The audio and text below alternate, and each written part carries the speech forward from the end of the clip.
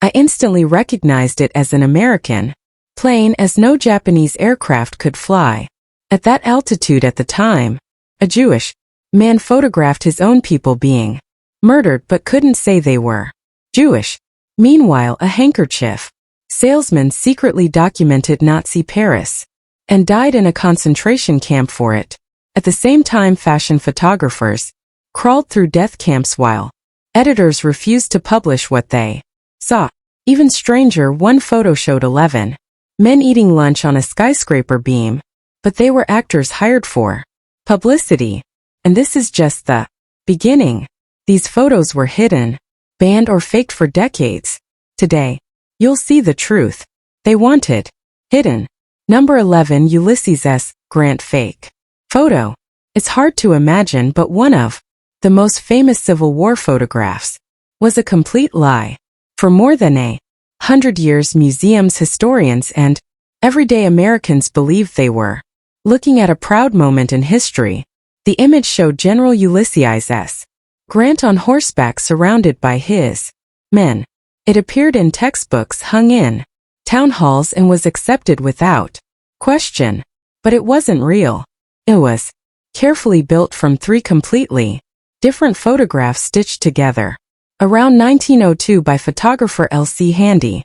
Grant's head came from a June 1864 portrait taken at Cold Harbor, Virginia, where he stood beside a tree. The body on the horse didn't even belong to him. It was Major General Alexander McDowell.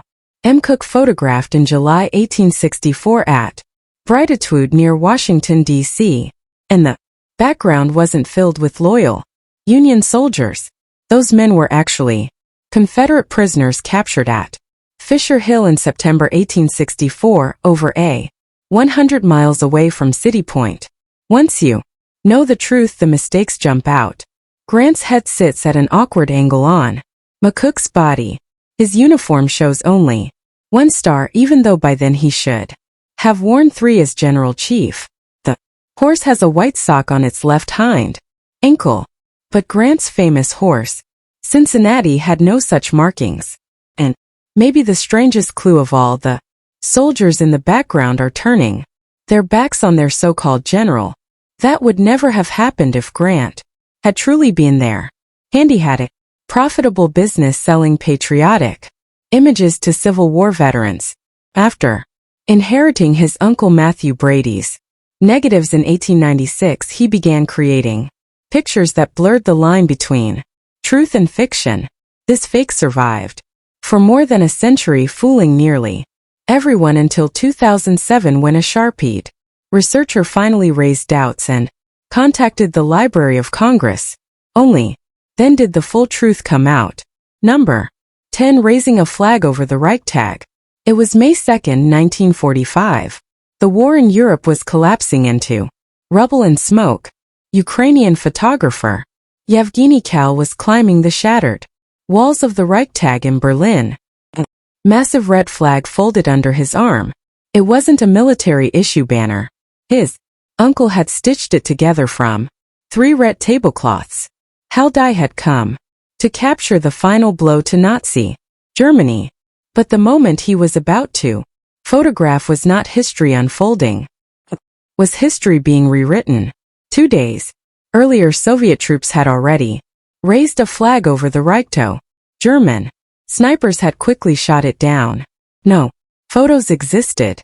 Stalin, eager for an image that could rival Joe Rosenthal's famous Uoma flag raising, sent Kal from Moscow to stage 1.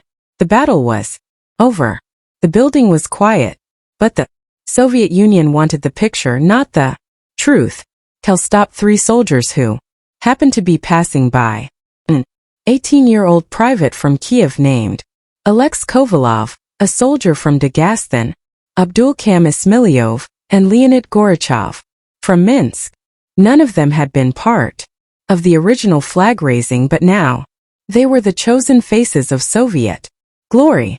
Kaldai took 36 shots of them, scrambling over the building's wreckage, planting the huge red banner in the wind. When he returned to Moscow, the trouble began.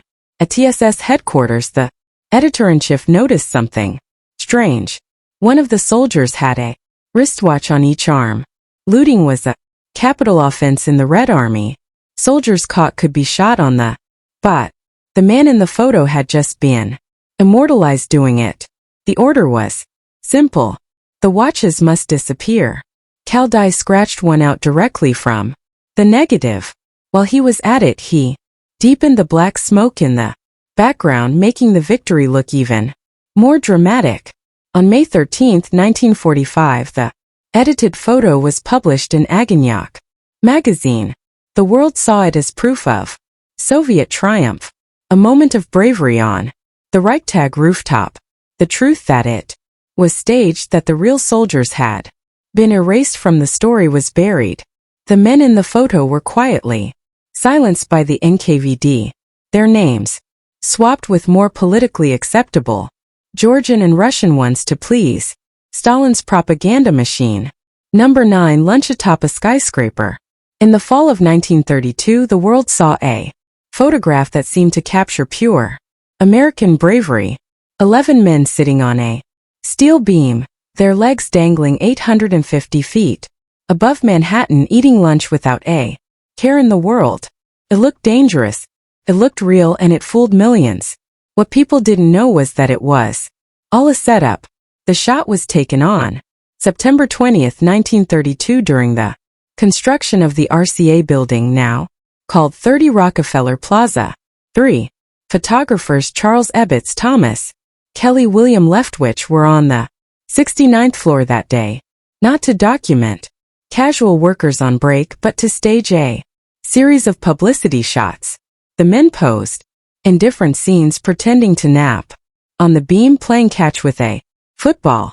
And the now famous lunch scene was just one of many carefully planned moments meant to promote the nearly finished Rockefeller Center.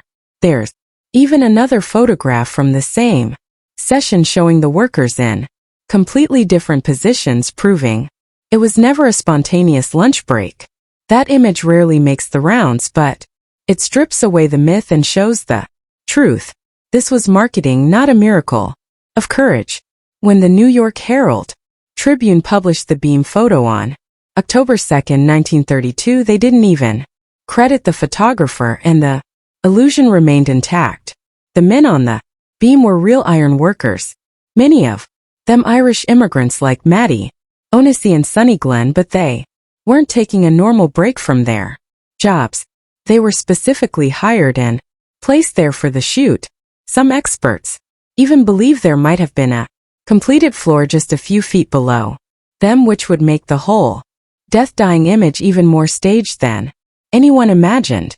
Still, the photo went on to become Corby's Images bestseller, beating out legendary shots of Albert Einstein and Martin Luther King Jr. For 90 years, it's been held up as a symbol of American courage and determination. But the truth is far less romantic. It was one of the most successful pieces of advertising in history. Number 8. Nazi-occupied era. In the summer of 2022, a woman named Stephanie, Colorado, stumbled on an old photo album. It held 377 black and white pictures. The images were haunting. They showed Paris between 1940 and 1942, when German troops ruled the city. At that time, taking photos without permission could cost you your life. The man behind the camera was not a soldier or a spy. He was Romino, a 47-year-old handkerchief salesman at the Rand department store. Just 16 days after Nazi troops marched into Paris on June 30, 1940, he began his mission. With a small Kodak Brownie 6-9, he wandered the streets. He photographed German soldiers on the sham swastika, flags draped over hotels and propaganda